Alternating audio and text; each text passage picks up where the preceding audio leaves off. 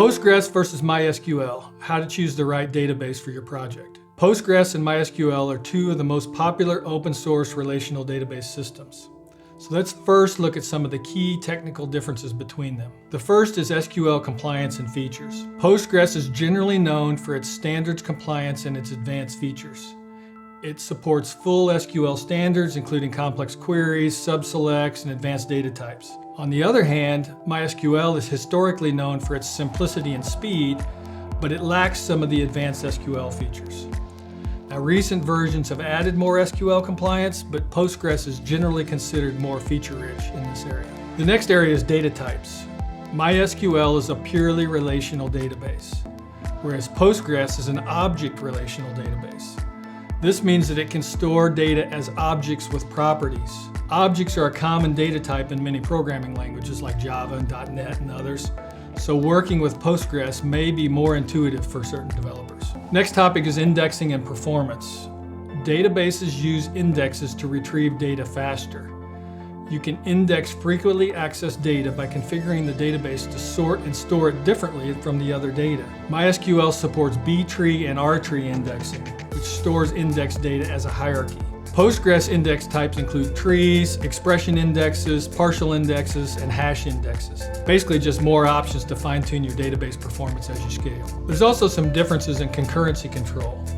Multi-version concurrency control, or MVCC, is an advanced database feature that creates duplicate copies of records so that it can safely read and update the same data in parallel.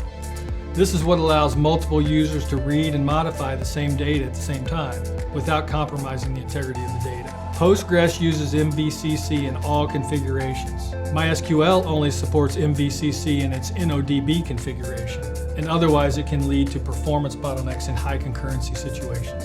Another topic to talk about is ACID compliance and transactions. ACID stands for atomicity, consistency, isolation, and durability.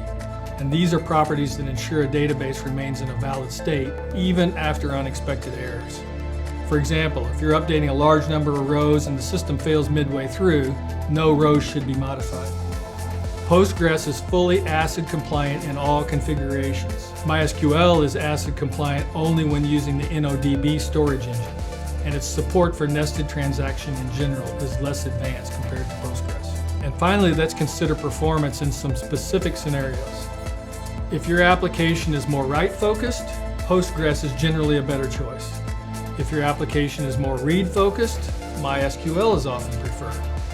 This is true because MySQL uses write locks for concurrency, meaning if one user is editing a table, another user may have to wait until that operation finishes before their changes can be applied. Postgres handles this scenario without read-write locks, providing better performance in scenarios with frequent and concurrent write operations. Finally, Postgres requires memory-intensive resources when scaling for multiple users. Conversely, MySQL is more efficient when scaling for multiple users.